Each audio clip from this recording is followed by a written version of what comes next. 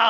आज शौहर अगर बीवी के पसंद के कपड़े न लाता है तो फिर बीवियां बिगड़ जाया करती हैं। कहती तुम्हारे घर में सुकून नहीं मिला है, जब से तुम्हारे घर में आई हो मुझे मिला कि क्या है। इस तरह के ताने दिया करती हैं। ए मेरी बेटी मेरी बहन कान खोल के सुन लेना, तेरी जन्नत तेरे शौहर के कदमों में रखी गई है। तू लाख सजदे कर ले, लाख नवाफिल पढ़ ले, अगर तेरा शौहर तुझसे नाराज है तो खैरियत नहीं है। अगर तेरा शौहर 2 पैसे की चीज लेके आता है उससे चेहरा बिगाड़ के बात ना कर, उसका मुस्कुरा के इस्तेमाल करना। तू नहीं जानती है कि तेरे शौक तो इतने हैं कि शौहर की कमाई उतनी नहीं है। लंबी लंबी लिस्टें बना के दी जाती हैं, मुझे 7,000 का जोड़ा चाहिए, 8,000 का जोड़ा चाहिए। मेरी बहन तो कनीज़े फातिमा ज़हरा है, तेरे लिए जन्नत में महल्लात तैयार किए गए हैं, जन्नत में जन्नती लिबास तेरे लिए है। फकत इतना करना है तुझे अपने शौहर की रजा में राजी रहना है। तू कौन है, तेरी औकात क्या है? ना तू वली की बेटी है, ना तू नबी की बेटी है, ना तू नबी की बीवी है, ना तू वली की बीवी है।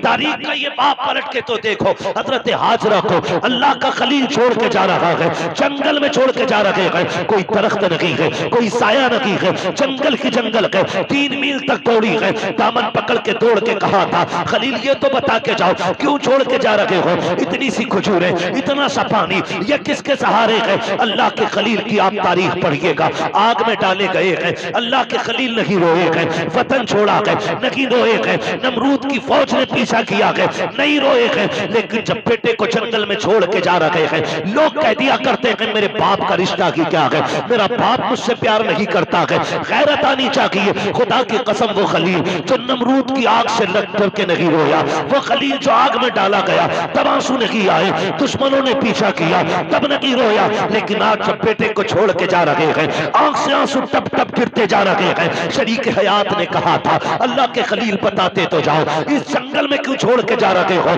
अच्छा ये बताओ अपनी मर्जी से छोड़ रहे हो या रब ने हुक्म दिया है? इतना सुनना था। अल्लाह के खलील ने कहा था हाजरा प्यारी सौजा बता तो सके, अगर रब ने किसी को ऐसा बेटा दिया हो और वो भी कोई शुरू उम्र का ना हो, 70 साल की उम्र में मिला हो, और यूं ही नहीं जिसको दुआओं में मांगा हो, सजदों में रो के मांगा हो, तब जाके इस्माइल सा बेटा मिला हो, क्या ऐसे बेटे को कोई जंगल में छोड़ जाएगा? अपनी मर्जी से छोड़ के जाएगा? कहा हाजरा ये अपनी मर्जी से छोड़ के नहीं जा रहा हो, बल्कि अपने रब के कहने से छोड़ के जा रहा हूं। हजरत हाजरा ने इतना सुना, तवक्कुल अल्लाह देखिए, अल्लाह पे भरोसा देखिए, इतना सुनना था। दामन छोड़ा, मुस्कुरा के कहती है खलील फिर ठहरो, ये पानी भी ले जाओ, खजूरें भी ले जाओ। कहा क्या करोगी? कहा जिस रब की मर्जी से छोड़ के जा रहे हो वही रब खाना भी दे देगा, पानी भी दे देगा। इसे तवक्कुल अल्लाह कहते हैं। क्या बात है। नारे तकबीर, नारे रिसालत, मसलके आला हजरत खतीब अहले सुन्नत मुफ्ती हम्माद रजा मुरादाबादी, नारे तकबीर। ये रिश्ता होता है माँ बाप का, इसे समझने की कोशिश करें। जो खलील नारे नमरूद से न रोया वो बेटे की जुदाई पे रो दिया, वो बेटे को छोड़ते वक्त रो दिया। सोच तो सही, कैसे कह देते हो मेरा बाप प्यार नहीं करता? खुदा की कसम खा के कहता हूं, मंडी चले जाओ, मार्केट चले जाओ, जितने मजदूर थैले हाथ में लेके खड़े होते हैं ना, उनसे पूछना इस उम्र में क्या जरूरत थी इतनी गर्मी में काम करने की? सिर्फ यही कहेगा बच्चों का पेट है, बच्चों के लिए आया हूं। बच्चों की जरूरतें माँ बाप को मौत तक ले जाती है, और औलाद कहती है क्या किया है मेरे बाप ने, क्या किया है मेरे बाप ने? खुदा की कसम अगर तेरे हलक में हराम का लुकमा नहीं जाने दिया है तो सबसे बड़ा एहसान किया है तेरे बाप ने, बहुत बड़ा एहसान किया। और मैं ज्यादातर नौजवान बेटे आपसे गुजारिश कर जाऊं, आप ही के रामपुर से एक दिन फोन आया, कहा गया कि मौलाना हमारे अब्बा को समझाइए। मैंने कहा बात क्या? उसने कहा रिश्ते नहीं हो रहे हमारे। मैंने कहा वजह?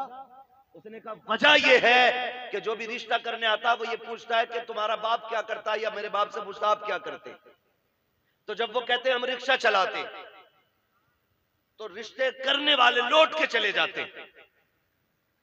तो उसने कहा हमें गैरत आ रही है, हमारा बाप रिक्शा चला रहा है। मैंने कहा ठंडे दिमाग से सोच, शाम को तेरा बाप आता है तो कपड़े पसीने में भीगे होंगे। कहा हाँ। तो मैंने कहा उसके तलवे चूमा कर, वो पसीना बहा के कमा के लाता है, किसी का खून बहा के कमा के नहीं लाता है। हमारी दुनिया को हो क्या गया है? हमें करोड़पति चाहिए, चाहे दलाल हो, रिश्वतखोर हो, ब्याज लेने वाला हो, हराम की दौलत इकट्ठे करने वाला हो। ये चार चांद कब तक? जब तक मौत नहीं आ रही। जिस दिन मरोगे तो याद रखना, गरीब की भी कब्र वही बनती है जहां अमीर की बनती है। फिर इतराना किस बात पर है? नौजवानों, अपने मजदूर बाप की इज्जत करना, मजदूर बाप की इज्जत करना। उसने कम से कम तुम्हें हलाल के लुक़्मे खिलाए। फरमाया गया जो हराम के लुक़्मे खा के पड़ेगा जिस्म, वो जहन्नम का ईंधन बनाया जाएगा। क्या यह एहसान नहीं किया बाप ने कि ईंटें ढोता रहा, रक्शे चलाता रहा, बोझ उठाता रहा, लेकिन किसी के आंसू बहा के पैसा नहीं लाया, किसी का हक मार के पैसा नहीं लाया, किसी को सता के पैसा नहीं लाया। तुझे क्या पता है? लोग कहते मजदूर के घर बेटी नहीं देनी है। मैं कहता हूं अगर बेटी देनी है तो मजदूर के घर दे। खुदा की कसम, तेरी बेटी को जो इज्जत मजदूर के घर मिल सकती है वो दुनिया के दौलतदार के घर नहीं मिलेगी। किसी रिश्वतखोर या प्याजुए के घर जाकर के तेरी बेटी को वो इज्जत नहीं मिलेगी जो एक मजदूर के घर तेरी बेटी को इज्जत और सुकून मिल सकता है। वजह ये है आज हम इज्जत मजदूर को जलील समझते हैं। महबूब की चौखट है। एक गरीब सहाबी आए, आका करीम को सलाम पेश किया, अर्ज करते हैं या रसूल अल्लाह, आज माशरा बहुत बिगड़ता जा रहा है, क्या बात है? आका हम मजदूर डिपार्टमेंट से ताल्लुक रखते हैं, हमारी मजदूरी नहीं दी जाती है, लोग पैसा मार लेते हैं, आका में कई कई दिन तक धक्के दिए जाते हैं। मेरे नबी ने इतना सुना उठ के खड़े हो गए। फरमाया मुसाफा नहीं करोगे? कहते हैं या रसूल अल्लाह, हाथ ऐसे नहीं है जो आपके हाथ में दिए जा सके। क्या बात है? काका इन हाथों से मजदूरी करता हूँ, हाथों में छाले पड़े हैं, फेटे हैं, कहाँ आप जैसे, आपके गुलाम जैसे हाथ, कहाँ मेरे ये सख्त हाथ? आका खैरत आती है आपके हाथ में हाथ देते हुए। मेरे नबी ने उसके हाथ देखे, फरमाया ला तेरे हाथों को बोसा दे दो। इतना सुनना था, मजदूर की आंख में आंसू आ जाते हैं। या रसूल अल्लाह, आप बोसे की बात करते हैं, यहाँ मजदूर को बगल में बैठा के कोई पानी नहीं पिलाता है, यहाँ साथ बैठा करके कोई एक प्लेट में खाना नहीं खिलाता है। आका आप हैं कि चूमने की बात कर रहे हैं। मेरे नबी ने इतना सुना, फरमाते हैं खाली सिर्फ निजाम नहीं बनाना है बल्कि जमाने को मजदूर की इज्जत भी बतानी है। आका करीम ने जब मजदूर के हाथ को पोसा दिया तड़प गया आका, इतनी इज्जत। फरमाया सिर्फ इज्जत नहीं, एक कानून भी बता रहा हूं, जाओ जमाने से कह देना कि मजदूर की मजदूरी पसीना सूखने से पहले दे दो। कहा ये इज्जत किसने दी है? तो बता देना ये इज्जत मदीने वाले मुस्तफा ने अता की। हम मजदूर को हिकारत से देखते हैं और मेरे नबी ने फरमाया लो एक इज्जत का ताजोड़ दे रहा हूं। हुजूर कौन सा? फरमाया अल कासिबु हबीबुल्लाह, जो मेहनत मशक्कत करके कमाएगा कयामत में अल्लाह उसे अपने हबीबों की सफ में जगह अता फरमाएगा। तो कम से कम इतना ख्याल करें नौजवानों, हम तो अपने बाप की मेहनत का ख्याल करें।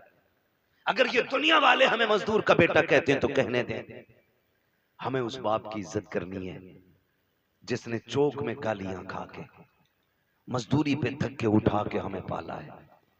तुमसे तो कम से कम इतनी तवक्को होगी उस बाप को कि कोई इज्जत करे ना करे, मेरा बेटा तो इज्जत देगा ना। अगर वही औलाद उसे जलील करने लगे तो बताओ वो जी के क्या करेगा? क्या करेगा वो जी के?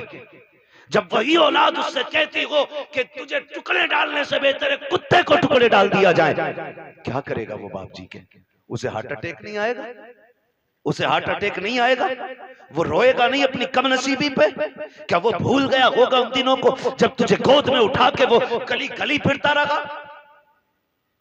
मुझे बताओ, तुझे सर्दियों में बुखार आया, बाप ने सारे कंबल तुझे उड़ाए, खुद ठंडी में सिकड़ता हुआ मंडियों के, गलियों के, बाजारों के, हॉस्पिटलों के चक्कर लगाता रहा, खुद मर गया लेकिन बेटे को जिंदगी दे गया।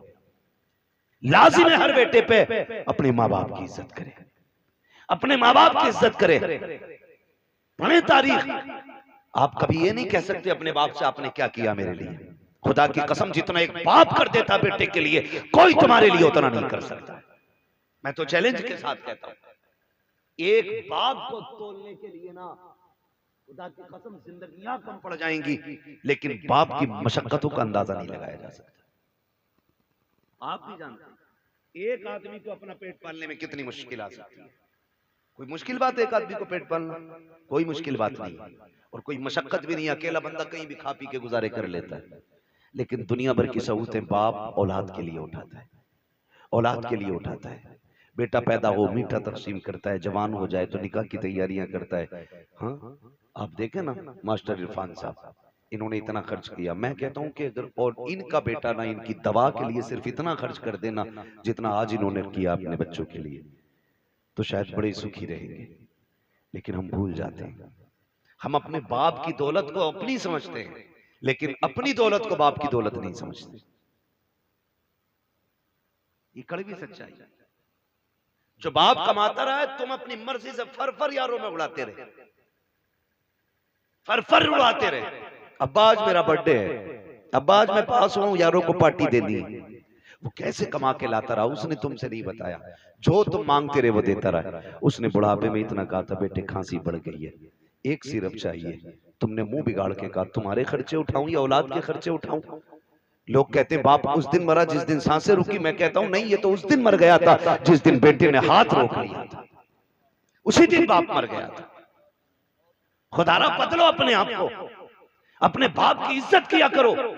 और दुनिया में तुम्हारे बाप को कोई इज्जत नहीं देता, तुम इज्जत दे के बताओ कि तू किसी की नजर में जलील होगा, लेकिन मेरी नजर में तेरी इज्जत एक बादशाह से ज्यादा है।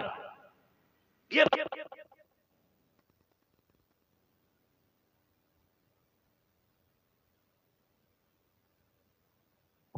कम से कम बुढ़ापे में आके तुम्हारी मोहब्बत की वजह से उसकी थकन उतर जाए, ये कोशिश किया। अक्सर नौजवान मेरे सामने बैठे, अल्लाह करे हर नौजवान अपने बाप की इज्जत करने लग जाए, बाप की इज्जत करने लग जाए। हम तो ये सोचते हैं ना, ये सोचते हैं ना जो भी कमाया वो हमारा है, हमारे बाप का कुछ नहीं है। नहीं, ख्याल करो यार, ख्याल करो। एक बाप की जिंदगी अपनी औलाद के लिए पूरी सर्व कर देता है बाप। मैं अर्ज कर रहा था, अल्लाह का खलील बेटे को छोड़ते वक्त, बेटे को छोड़ते वक्त, बेटे को छोड़ते वक्त अल्लाह के खलील रो दिए, रो दिए। तारीख का ये बाप भी पलटे। तवज्जो है? थके तो नहीं अभी? अगर नहीं थके तो बोले जरा या रसूल अल्लाह। हमारे अलीम भाई बता रहे थे कि ये बड़े सुस्त लोग बैठे,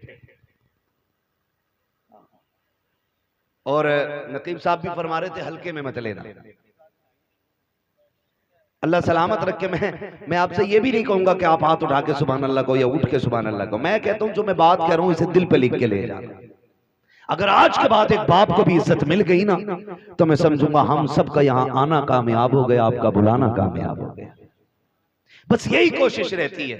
मेरी तकरीर तबे यार को बेचैन करती है, सबब के आगे वही कहता हूं जो दिल पर गुजरती है।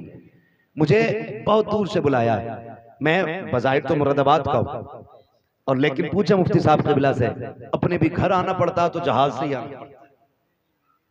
हाँ, बिना फ्लाइट के अपना घर भी मैसर नहीं होता है। अल्लाह ने ये ड्यूटी लगा रखी है, जब तक वो चाहेगा ये नौकरी अंजाम देते रहेंगे। मगर आपसे इतनी गुजारिश है, इतनी मेहनत से हमारे इरफान भाई ने ये महफिल सजाई है, ये कोशिशें की हैं, आपके बैठने का इंतजाम किया है, सिर्फ इसलिए किया था कि हमारी बस्ती वालों तक दीन की कुछ बातें पहुंच जाए, दीन की कुछ बातें पहुंच जाएं। अल्लाह करे आज के बाद किसी बाप को इज्जत मिल जाए, कोई मां मुस्कुराने लग जाए, खुदा की कसम फिर समझ लेना इनका ये जो सारी कोशिशें करना है अल्लाह की बारगाह में मकबूल हो गया। अल्लाह के खलील तो छोड़ के आ गए, हजरत हाजरा ने बेटे को लिया, पलट के उसी जगह पे आई जहां छोड़ के गए थे। पहली शाम आई, जब शाम आई तो दरिंदे जानवर बाहर निकल के पहाड़ियों से आए, बाहर निकल के आए पहाड़ियों से और चीखने लगे। जब बोलने लगे, हजरत हाजरा की गोद में हजरत इस्माइल है। आपने ना एक खारदार लकड़ी तोड़ी दरख्त से, किसी पेड़ की कोई शाख तोड़ी और उसको आसमान में घुमाया। फिर आपने जानवरों को मुखातब करके कहा, खबरदार शर्म नहीं आती है? देख नहीं रहे हो किस पे भौंक रहे हो? मैं एक नबी की माँ हूं, एक नबी की बीवी हूं। मेरी गोद में जो लाल है कोई आम बेटा नहीं, मेरी गोद में रब का इस्माइल लेटा हुआ है, रब का इस्माइल लेटा हुआ है। कहा खबरदार भौंकने की जरूरत ना करना, हम पे भौंकने का मतलब है नबी की इज्जत पे भौंकना। इतना कहा सारे जानवर पलट के चले गए, सारे चले गए। फिर वो पानी, वो खजूरें, वो सत्तू, वो क्या सब कुछ जो भी दिया था, कब तक चलना, सारे ही खत्म हो गए। जो भी खाने पीने का सामान था खत्म हो गया, लेकिन माँ होती है। फिर वो वक्त भी आया कि माँ के सीने का दूध भी खुश्क हो गया। फिर जब बेटे ने सूखी जबान होठों पे फेरी तो माँ से देखा ना गया। तारीख गवाह है, हज करने के लिए जाओ, हुक्म होता है सफा मरवा की सही करो। मालिक ये क्या है? कहा यहाँ मेरी हाजरा दौड़ी थी। फिर क्या करना है? कहा जब तक दौड़ेगा नहीं तेरा हज पूरा नहीं होना है, तुझे दौड़ना जरूरी है। मालिक क्यों दौड़ाया गया? कहा जब जब यहाँ आके तुम दौड़ोगे ना तो तुम्हें माँ और बेटे की मोहब्बत का एहसास हो जाएगा। एक माँ ने बेटे की मोहब्बत में कितने चक्कर लगाए हैं? 7 चक्कर लगाए। माँ तो माँ होती है। बेटे को लिटाया जमीन पे, आपने एक पत्थर इधर से रखा, एक इधर से रखा, एक पत्थर ऊपर से रखा, 3 पत्थरों से बेटे का थोड़ा सा धूप का साया किया। उसके बाद दौड़ लगाई है पानी की तलाश में। आप दौड़ करके पहाड़ के सिरे पे चढ़ी है, चारों तरफ देखा पानी नजर नहीं आया। फिर ख्याल आया मेरे बेटे को कोई जानवर न ले जाए। फिर पलट के वापस आई है, फिर बेटे की खुशकी देखी है, फिर दौड़ लगाई है। बाज मार्रिखीन ने यहां तक लिखा है कि 7वें चक्कर पे हजरत हाजरा गिर जाती है। अल्लाह अकबर जब गिरी है, इधर हजरत इस्माइल ने एड़ियां रगड़ी है। जब एड़ियां रगड़ी, रब ने फरमाया जिब्रील जी रब्बे जलील जल्दी कर दौड़ के जा करके मेरे इस्माइल की एड़ियों की जगह से चश्मा जारी कर दे। तारीख गवाह है, हजरत हाजरा ने खुद को संभाला और दौड़ करके आई। क्या देखती है? जहां बेटे के पैर लग रहे थे वहां से पानी का चश्मा जारी हो गया है, चश्मा जारी हो गया है। आज दुआ के लिए तुम मियाओं के चक्कर लगाते हो, खानकाहों में डूब जाते हो। जिससे दुआ लेनी थी तुमने उससे दुआ नहीं ली। अगर तकदीर बिगड़ रही है, बरकत नहीं हो रही है, जाके माँ से दुआ ले ले। खुदा की कसम, जिसकी कहीं नहीं सुनी जाती है उसकी माँ की चौखट को सुन ली जाती है। नारे तकबीर, नारे रिसालत, मसलके आला हजरत मुफ्ती हम्माद रजा मुरादाबादी सवी अख्तर रामपुरी, नारे तकबीर।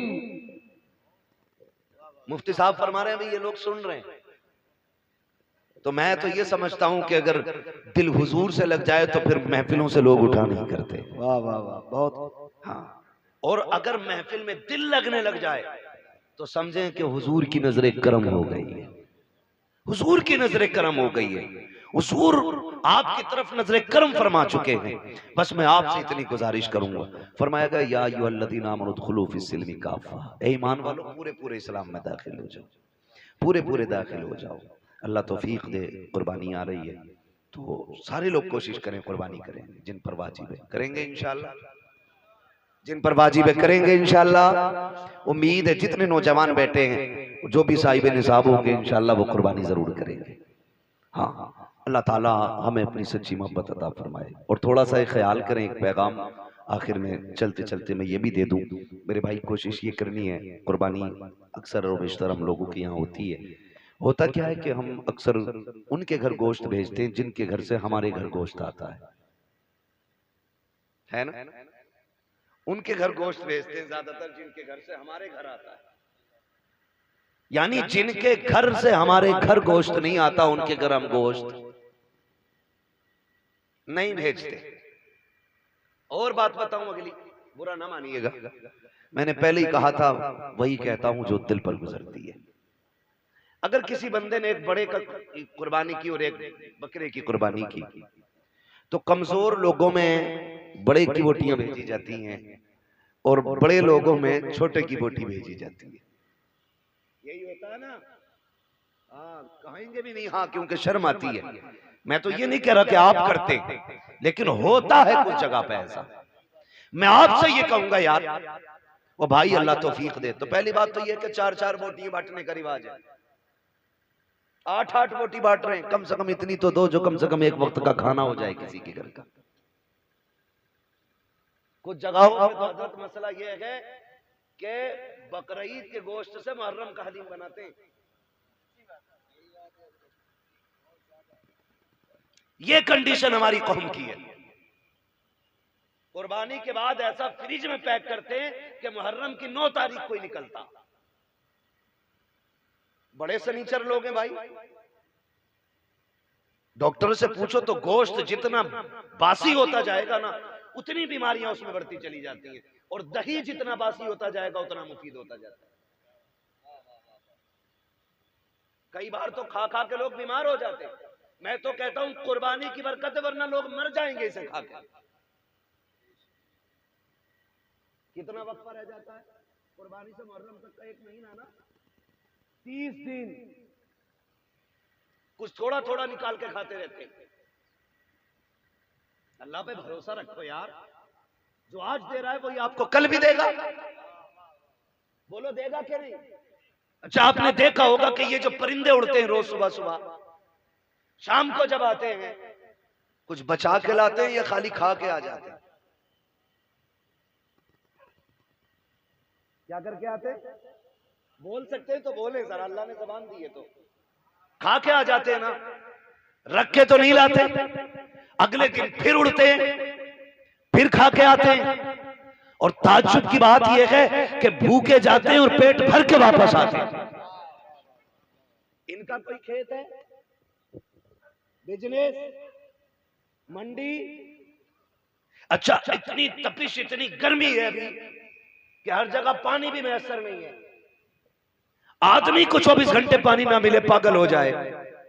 जंगलों में पानी नहीं, लेकिन परिंदे फिर भी जिंदा हैं। फिर वो जिंदा कैसे? पानी कौन देता है? अल्लाह देता है ना। वो रोज खा के उड़ के आ जाते, छोड़ के नहीं आते, क्योंकि उनका भरोसा ये है कि हमें रब देने वाला है। क्या बात है, बहुत अच्छा है। रब देने वाला है। जानवरों का भरोसा अल्लाह पर है, इंसान 1 महीने के लिए रखे पड़ा। ये तो कुर्बानी का है, लोगों ने जन्नत का उठा के रखना शुरू कर दिया था, वो अल्लाह ने वो बंद कर दिया था। आपको अल्लाह ने अगर दिया है तो फ्रिज में ना भर। कितने ऐसे लोग आज भी हमारे मुआशरे में हैं जिन्हें साल साल भर गोश्त खाने तक की तौफीक नहीं होती।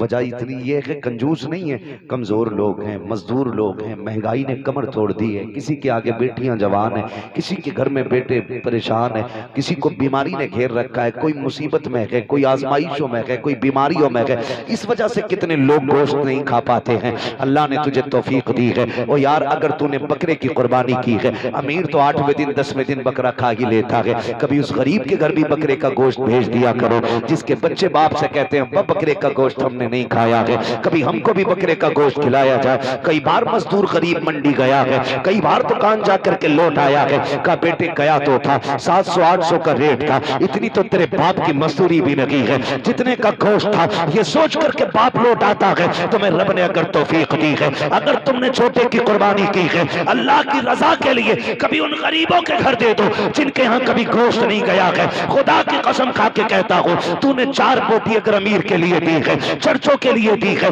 ताल्लुकात के लिए दी है, सिर्फाफा के लिए दी है, तो ये 4 दिन के लिए है, खत्म हो जाएगा। अगर तूने वही बोटियां किसी गरीब की दिलजोई के लिए दी है, खुदा की कसम मर के कयामत में आना, अल्लाह तुझे इज्जतों के ताज अता फरमा। वाह वाह वाह, जिंदाबाद जिंदाबाद, बहुत खूब। गोश्त उन्हें दे जिनके यहाँ हुआ ही ना हो। कई बार ऐसा होता है जिनके घर कुर्बानी हुई है, 2 क्विंटल में से 50 किलो इसके घर रखा, और मोहल्ले वालों ने भी एक तसला भेज दिया। और कितने गरीब ऐसे होते हैं कि बकरा ईद के घर दिन भी उनके घर में दाल बनती है। इसे ईद कहते हो? तेरी बस्ती के अंदर अगर एक बंदा भी ईद के दिन चटनी से खाएगा तो तुझे गैरत से मर जाना चाहिए। अल्लाह तौफीक दे तो ये गरीबों में तकसीम करेगा। आपके घर के होते हुए किसी घर में दाल या चटनी नहीं। आज ये रब की दावत का दिन है, रब की दावत का दिन है। हर घर में गोश्त की खुशबू आनी चाहिए, हर घर में तकसीम करें। और याद रखिए, जो अल्लाह के लिए करता है फिर अल्लाह कभी उसको गिरने नहीं देता है, गिरने नहीं देता है। और वो लोग बेवकूफ हैं जो उठा के रखते हैं। जब बर्तन खाली होता तभी नया भरा जाता है, जब पहले से भरा होता तो फिर उसमें जगह ही नहीं होती, वो भरेगा कहां से? आप खाली करते रहो, मेरा रब तुम्हारे बर्तनों को भरता रहेगा। जो खर्च करना नहीं जानते उन्हें कमाइयों का भी तरीका नहीं आता है, कमाई का भी तरीका उन्हीं को आता है। जो खर्च करना जानते हैं। आप अपनी कमाई में गरीबों का हिस्सा रखें। कुर्बानी आ रही है, सारे लोग कुर्बानी करें। अल्लाह तौफीक दे, अपने बच्चों को दीन की तालीम दे। जिस तरह हमारे इरफान भाई ने अपने बेटों के अकीक़े की खुशी में, बेटियों की खुशी में माशाल्लाह खुश नसीब है, फरमाया गया अल्लाह जिसे 3 बेटियां दे और वो पाल पोस के उन्हें इज्जत से रुखसत कर दे, हुजूर ने फरमाया वो बंदा जन्नती होता है, वो बंदा जन्नती होता है। और फिर अल्लाह ने 3 बेटियां दी हैं, मुज्दा मुकम्मल है। यहाँ तक कि 2 बेटियों के लिए भी खुशखबरी है, 1 बेटी वाले के लिए भी खुशखबरी है, लेकिन सबसे पहले 3 का तज़किरा आया था। अल्लाह ने 3 बेटियां दी हैं, 1 बेटा दिया है। अल्लाह आपको भी बेटी बेटा देना। तो मैं तो ये कहता हूँ कि बेटी पे भी उतनी खुशी किया करो जितने बेटे की पैदाइश पे खुशी करते हो। इसलिए कि याद रखना, कभी कभी बेटे वो काम नहीं करते जो बेटियां काम कर जाया करती हैं, और बेटियों की मोहब्बत बाप से हमेशा जुदा होती है। बेटी के प्यार को बेटों का प्यार नहीं लगा करता है। आप भी जानते होंगे, आपसे जितनी मोहब्बत आपकी बेटी करती है उतना आपका बेटा नहीं करता होगा, इसलिए कि बेटियां तड़प जाती हैं बाप के बगैर। पूरी जिंदगी वो सिर्फ बाप के चेहरे की मोहताज रहती हैं। और फिर अल्लाह ने बेटी की मोहब्बत भी बाप के दिल में कैसी डाली है। मेरे नबी ने खातून जन्नत को सीने से लगा के कहा था, मेरी फातिमा मेरे जिगर का टुकड़ा है। जिस दिन मेरे नबी ने कहा मेरी फातिमा मेरे जिगर का टुकड़ा है, उस दिन से आप जाकर के मंडी में देखो, सफेद बालों वाला रक्षा चला रहा होगा, कमर झुकी है लेकिन मजदूरी कर रहा होगा। क्या बात है चाचा, क्यों मजदूरी कर रहे हो? कहा बेटी को रुखसत करना है। ये बाप तो कत्ल कर देता था, ये बाप तो दफन कर देता था इस बेटी को। आज इस बेटे बाप के दिल में बेटी का प्यार कितना आ गया है। खुदा की कसम बुढ़ापे में मजदूरी कर रहा है ताकि बेटी को इज्जत से रुखसत कर सके। और जब घर आता है ना तो सारी थकन बेटी का चेहरा देख के उतर जाया करती है। ये प्यार अल्लाह ने बेटियों का दिल में जिंदा रखा है, ये कायम किया है। जब बेटी शुरू शुरू में पैदा होती है तो बाप को बोझ लगती है, जैसे जैसे दिन बढ़ते जाते हैं वैसी वैसी बेटी की मोहब्बत के दिल में चिराग रोशन होते चले जाते हैं। फिर यही बेटी जब रुखसत होती है तो बाप किसी की मैयत पे इतना नहीं होता जितना बेटी की रुखसती पर रोया करता है। ये प्यार किसने पैदा किया है? ये रब ने पैदा किया है। अल्लाह बेटा दे तब भी खुशी मनाओ, बेटी दे तब भी खुशी मनाओ, इसलिए कि बेटा नेमत होता है, बेटियां खुदा की रहमत हुआ करती है। नेमत का हिसाब दोगे, रहमत का हिसाब नहीं होगा। और फरमाया गया कि बेटियां बाप के लिए जहन्नम की और बाप के दरमियान दीवार होती है। जिनको बेटियां रब ने दी है, सिर्फ बेटी नहीं दी गई है बल्कि उसे जन्नत का परवाना दे दिया गया। अल्लाह हमें बेटियों की इज्जत करने की तौफीक अता फरमाए, बेटियों से प्यार करने की तौफीक अता फरमाए। हम अपने बेटे बेटियों की खुशी में इसी तरह की महफिलें बात करते रहें। बस जो हुए गलत उनको माफ फरमाए रब्बे कायनात। जिंदगी ने दिया साथ, फिर होगी मुलाकात, चमन रहा फूल खिलेंगे, जिंदगी रही फिर मिलेंगे। मुसाफिर हम भी, मुसाफिर तुम भी, किसी मोड़ पर फिर मुलाकात होगी। फकीरान आए सदा कर चले, सदा खुश रहो ये दुआ कर चले। सारे लोग कलमा शरीफ पढ़ लीजिए, ला इलाहा इल्लल्लाहु मुहम्मद रसूलुल्लाह। मेरी सारी बातें याद रखेंगे, माँ बाप की इज्जत करेंगे इंशाल्लाह। सारे बोले इंशाल्लाह और जोर से। अपनी जिंदगी में अपने बाप को दुख नहीं होने देना है। कोई हमारे बाप को इज्जत दे ना दे, हम अपने बाप को इज्जत देंगे। दुनिया कितना भी नीचा समझे, लेकिन हम अपने बाप को यह एहसास दिलाएंगे कि हम अपने बाप को एक बादशाह से ज्यादा इज्जत देते हैं। हमारी जिंदगी में हमारे बाप का वो वकार है जो बादशाह का वकार रियाया की नजर में होता, ये हमें एहसास दिलाना है और अपने बाप की खिदमत करनी है। अगर उनकी जिंदगी आपको मिल गई है तो आप खुशनसीब होंगे अगर उनकी खिदमत करके जन्नती हो जाएं। आपकी कमाई अगर बाप पे लग रही है तो आप नसीब वाले हैं। किसी की कमाई कुत्तों पे लगती है, किसी की कमाई मुकदमों में लगती है, किसी की कमाई झगड़ों में लगती है, किसी की कमाई बीमारियों में लग जाती है। नसीब वाले हैं जिनकी कमाई माँ बाप के काम आ जाया करती है। अपनी कमाई का हिस्सा अपने माँ बाप पे खर्च कीजिएगा। दूसरी बात मैंने कही थी, कुर्बानी आ रही है, जिन पे कुर्बानी वाजिब है वो सारे लोग कुर्बानियां करें। तीसरी बात एक और ये भी कही मैंने कि खुदारा अपने दुश्मनों को माफ करने का हौसला पैदा करें। अगर आजमाइशें हों अल्लाह की तरफ से, कोशिश ये करें कि हम इस आजमाइश में मुकम्मल उतरेंगे। मुसीबत आए सब्र करना है, अल्लाह इज्जतें दे शुक्र करना है। शुक्र करने के तरीके ये होते हैं, अल्लाह ने दौलत दी है तो अल्लाह का जिक्र किया जाए, अल्लाह को राजी किया। ये नहीं कि प्रधान के बेटे पे दौलत आ गई तो वो डीजे न बजा रहा है, लड़कियां नचा रहा है ला करके। ये कोई कमाल नहीं है। मौत आनी है, मौत आनी है, सबको मरना है। पैसा तो अगर बात की जाए तो सभी पे होता है, लेकिन सबकी दौलत दौलत उस्मानी नहीं होती है। दौलत उस्मानी वो होती है जो अल्लाह और उसके रसूल के नाम पे खर्च की जाती है। अल्लाह और उसके रसूल के नाम पे जो दौलत खर्च की जाती है, तो कोशिश ये करें हम अपनी कमाई को हराम जगह नहीं हलाल जगह खर्च करेंगे ना इंशाल्लाह। ऐसे सारे नौजवान वादा करते हैं इंशाअल्लाह माँ बाप की इज्जत करेंगे, रिश्तों का ख्याल करेंगे। याद रखिएगा, मैंने कहा जैसे इरफान भाई ने आज अपने बच्चों की खुशी मनाई है ना, हमारे बाप ने भी हमारी विलादत की खुशी मनाई होगी। इतनी इतनी खुश हुए होंगे वो, बल्कि इनसे भी ज्यादा खुश हुए होंगे। हर कोई यही अपने बारे में तसव्वुर करे तो कोशिश ये करें हमें अपने माँ बाप को दुख नहीं देना है। कुर्बानी में जब गोश्त की बारी आए तो तकसीम करना है, दो दो बोटियां नहीं, कम से कम इतना देना है कि किसी के एक घर की किसी दिन की हंडिया हो जाए। कभी कभी ना तो किसी के लड्डू किसी के घर की मुसीबत बन जाते हैं, है ना। किसी मोहल्ले में बेटा पैदा हुआ किसी के, तो 2 लड्डू भेज दिए, घर में बच्चे 4, लड्डू 2। या तो इस हिसाब से लड्डू दिया करो जितने मेंबर हैं उतने दे दो। तो कभी कभार लठियां चल गई घर में, आग लगे ऐसे लड्डुओं को भाई जो किसी के घर का चैन उड़ा दे। अगर दिया भी करो तो इतना दिया करो कि किसी के घर में झगड़ा ना। समझ रहे मैं जो कुछ कहना चाह रहा हूं? 4 बोटी नहीं देनी है, कम से कम इतना दो कि एक वक्त गरीब के घर की हंडिया हो जाए, इतना कम से कम दिया करो। अल्लाह ताला हमें महबूब के तरीके पे अमल करने की तौफीक अता फरमाए। वो मालीना इल्लल बलाग। सारे लोग मेरे साथ पढ़ लें, अस्तगफिरुल्लाह रब्बी मिन कुल्लि ज़ंबिन व तूबु इलैहि व मालीना इल्लल बलाग। अस्सलामु अलैकुम व रहमतुल्लाहि। खुदाई और आप हजरात को भी दावत मोहब्बत पेश की, और जिन लोगों ने मोहब्बत का हक अदा किया अल्लाह उन्हें जज़ाए खैर अता फरमाए। वरना मैं समझता हूँ कि इस बस्ती में और भी मुसलमान होंगे ना, मुसलमान ही हैं, और आबादी भी होगी थोड़ी बहुत, ये सिर्फ इतने ही हैं, और भी हैं ना, और भी होंगे। खैर अगर कोई नहीं आया तो उससे कोई शिकायत नहीं है। हम तो इतना जानते हैं कि महबूब की महफिल को महबूब सजाते हैं, आते हैं वही जिनको सरकार बुलाते हैं। यहाँ आना भी सबके बस की बात नहीं होती है, और यहाँ से जाना भी सबके बस की बात नहीं होती है। हुजूर की महफिल है, जब तक वो चाहेंगे बैठाए रखेंगे, जब वो नहीं चाहेंगे फिर बंदा बैठ नहीं सकता है।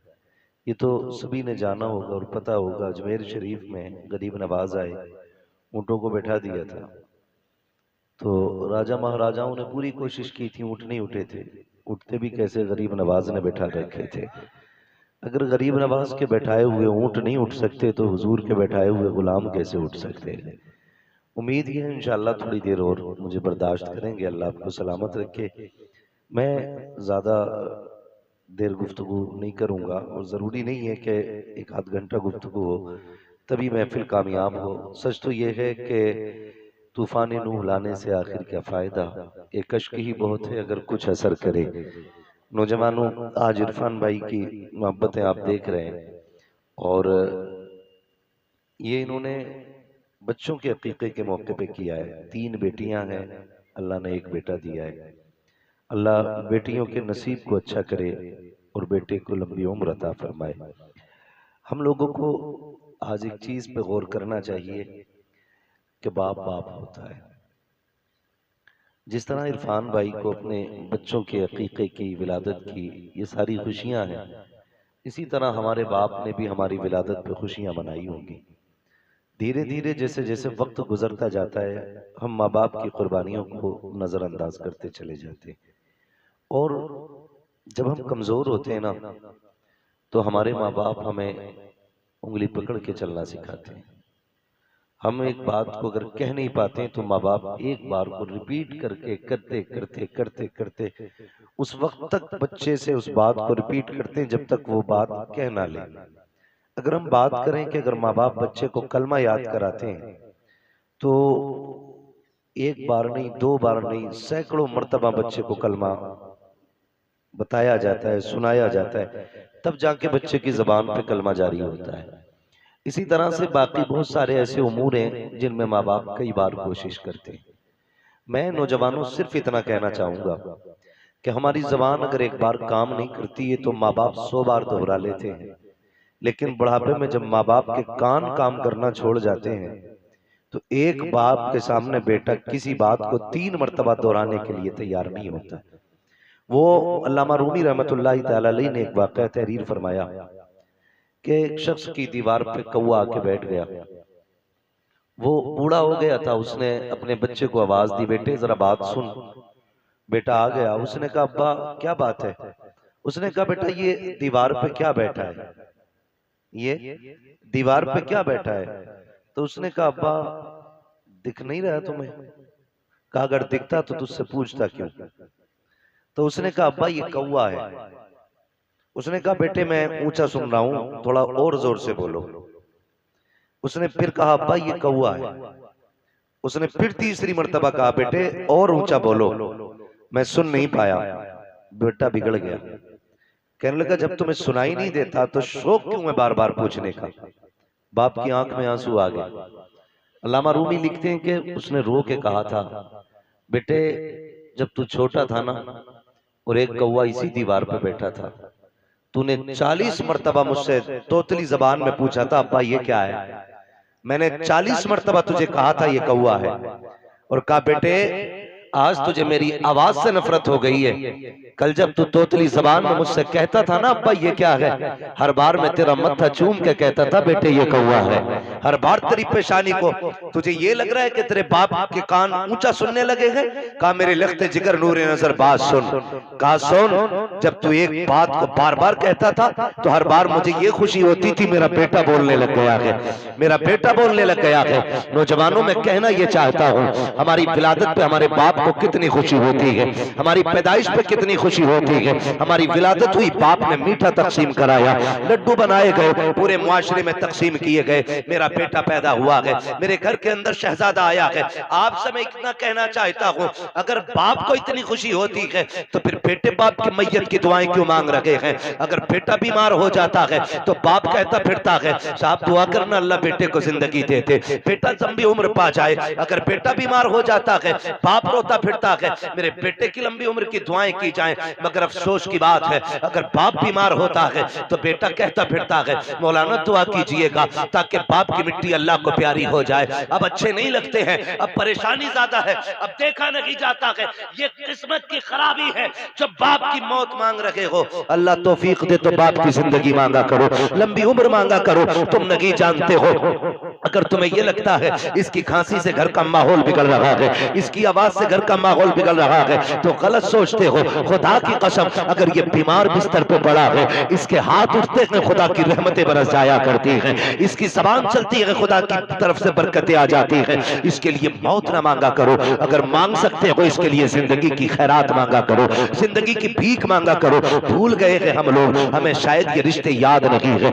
लोग तड़प जाते हैं, कहते हैं कि मेरा बाप अच्छा हुआ चला गया, गया तो घर खाली हो गया। शर्म आनी चाहिए, ये रिश्ते रब को कितने प्यारे हैं। बकरीद आने वाली है, सारे लोग गोश्त के चक्कर में पड़े रहते हैं। कोई कहता 80,000 का जानवर लिया है, कोई कहता 60 का लिया है। मेरे जैसा जानवर बस्ती में किसी का नहीं है। मुझे बताओ तो सही ये कुर्बानियां जमाने के लिए हो रही है या खुदा के लिए हो रही है। अगर रब के लिए है तो फिर ये मुकाबला कैसा है, ये दिखावा कैसा है। जानवर को ला करके दरवाजे पे बांध दिया जाता है ताकि दुनिया देख करके जाए जैसा सेठ का बकरा है ऐसा किसी का बकरा नहीं है, जैसे फला का जानवर है वैसा किसी का जानवर नहीं है। शर्म आनी चाहिए। हमारी कुर्बानियां अल्लाह के लिए हो, हमारी तमाम जितनी भी नेकियां हैं अल्लाह और उसके रसूल की रजा के लिए होनी चाहिए। कुर्बानी क्या है, क्या सिर्फ गोश्त के लिए कुर्बानी की जाती है या सिर्फ गर्दनें काटी जाती है। गौर करो प्यारे, पूरी कुर्बानी ये किसी रिश्ते की याद दिलाती है। इतनी आसानी से सिर्फ कुर्बानी कह के नहीं गुजरा जा सकता है।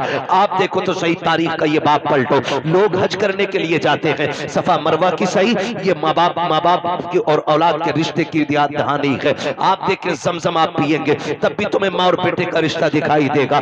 आप जाएंगे जब शैतान को कंकर मारेंगे वहां भी तुम्हें बाप बेटे का रिश्ता दिखाई देगा। जब गर्दन पे छुरी चलाते हो जानवर की, गौर से देखना वहां भी बेटे का बाप का रिश्ता नजर आएगा। ये रिश्ता कितना अजीम है रब की बारगाह में। आप गौर तो करो प्यारे, आज हम ये समझ लेते हैं क्या किया दुनिया के बाप पालते हैं, हमारे बाप ने पाला तो कौन सा बड़ा काम कर दिया। हम नादान हैं, गलत कह रहे हैं इस बात को। उनसे पूछो जिनके पास बाप का साया नहीं है। जमीन कितनी तंग नजर आती है, खुशियां कितनी महदूद हो जाती है जब सर से बाप का साया चला जाता है। खुदा की कसम अगर बाप होता है तो पता नहीं चलता जवानी कब आ गई है, और अगर बाप चला जाता है तो फिर जवानी मुश्किल से मैसर हुआ करती है। जिस उम्र में पस्ते और किताबें होनी चाहिए उस उम्र में हाथों में औजार आ जाते हैं, मैकेनिक बना दिया जाता है, होटलों के बर्तन आ जाया करते हैं, हैं। माँ बाप का ना होना जिंदगी को तबाह बर्बाद कर देता है। अल्लाह ने माँ बाप जैसी दौलत दी है, नौजवानों उनकी इज्जत करना, उनकी खिदमत करना। जब तक माँ बाप होते हैं ये समझ लेना खुदा की रहमतें नाजिल होती रहती है। मैं तारीख का ये बाप पलटना चाहता हूँ। आप तारीख उठा करके देखिए, अल्लाह के खलील हजरत इब्राहिम अलैहिस्सलातु व तस्लीम, हजरत इब्राहिम की आप जिंदगी पढ़िए। आपने पूरी जिंदगी रब की बारगाह में इम्तिहानात पेश किए, क्यों ना करते? क्योंकि खलील है, अल्लाह के दोस्त हैं, कुर्बानियां पेश कर रहे हैं, इम्तिहानात की मनाजिल से गुजरते जा रहे हैं। आज जानवर कुर्बान करने की बात आती है। अभी बात बताई थी, जैसा कि कहा गया था, अभी मुफ्ती साहब ने बताया था कि जब कुर्बानी की बात आती है लोग बहाना कर देते हैं, कर्जा है नहीं कर सकते, पता नहीं है चटनी नहीं चल रही है, रोटी नहीं चल रही है। और अगर कोई बेचने लग जाए, अभी 1 लाख का मोबाइल खरीद लेगा, 70,000 का मोबाइल खरीद लेगा, लेकिन कुर्बानी के लिए 3500 रुपए देते हुए कलेजे फट जाया करते हैं। तुम्हें सोचना चाहिए, कुर्बानी अल्लाह की बारगाह में बहुत बड़ी इबादत है। फरमाया गया कुर्बानी के दिनों में कुर्बानी से बड़ी कोई इबादत नहीं है। अगर कुर्बानी की जगह पे आप एक सोने का ढेर भी अल्लाह की राह में खर्च कर दो, तब भी अल्लाह उतना राजी नहीं होता है जितना तुम्हारी कुर्बानी से अल्लाह राजी हुआ करता है। इसमें बहाने ना बनाया करें, इसमें आप हीले तलाश करके ना निकला करें। तारीख का ये बाप पलटिए, शुक्र अदा करें अल्लाह ने जानवर की कुर्बानी मांगी है। अगर बेटे की कुर्बानी मांग लेता तो? अल्लाह ने अपने खलील से बेटे की कुर्बानी मांगी, हमसे मांग लेता तो? बकरा देने तैयार नहीं है, बेटे के मामले में फिर क्या होता? वो करीम है, उसने इब्राहिम खलीलुल्लाह की सुन्नत को जिंदा करने के लिए हमसे जानवर की कुर्बानी मांगी, जानवर की कुर्बानी जिंदा मांगी, जानवर की कुर्बानी मांगी है। और आप इस बात पे भी गौर करें, इस बात पे भी गौर करें, अगर आप मुसलमान हैं तो आपको आजमाया जाएगा। कहते यार मुसलमान है और हम पे मुसीबतें आ रही हैं। हाँ हाँ, आप मुसलमान हैं तो आप ही को आजमाया जाएगा। वो कहा था किसी ने, शहादत गए उल्फत में कदम रखना, लोग आसान समझते हैं मुसलमान होना, जब आपने कहा है ना ला इलाहा इल्लल्लाह, तो फिर अब इम्तिहान से भी गुजरना पड़ेगा, आपको इम्तिहान देना पड़ेगा। और आप ही नहीं, सबने इम्तिहान आती है। मेरे नबी फरमाते सबसे ज्यादा मुझे आजमाया गया है, सबसे बड़े बड़े इम्तिहानात मेरे रहे, मेरे महबूब के सबसे बड़े इम्तिहानात रहे। लेकिन हुजूर ने इम्तिहानों में क्या किया?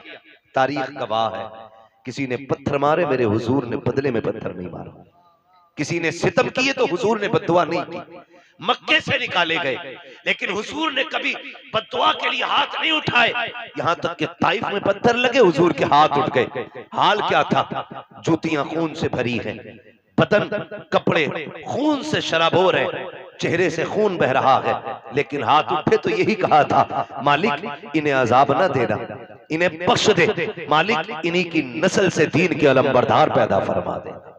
ये हमारे हौसले हैं, ये हमारे मामलात हैं। जरा से इम्तिहान आता जाए, लोग को कलेजे फट जाते हैं। हम मुसलमान हैं, हम पे ये सितम हो रहा है, हम मुसलमान हैं, हम सताए जा रहे हैं। कहाँ है अल्लाह की मदद नहीं आती? कब आएगी अल्लाह की मदद? ओ भाई, इम्तिहान की घड़ियां हैं, इनको जरा संभल के पार करना है। जो इम्तिहान में पार हो जाता है, इम्तिहान पास कर जाता है, समझ लेना दुनिया भी कामयाब है, आखिरत भी कामयाब है। कैसे कैसे आजमाया जाता है, यही अल्लाह के खलील है। आपको कैसे आजमाया गया? जंगल में रखा गया, अल्लाह के खलील ने सब्र किया, फिर क्या किया गया? लोगों ने बहुत सताया, परेशान किया, आपने पुत तोड़े, लोग दुश्मनी पे आमादा हो गए, यहाँ तक के नारे अमरूद को तैयार किया गया।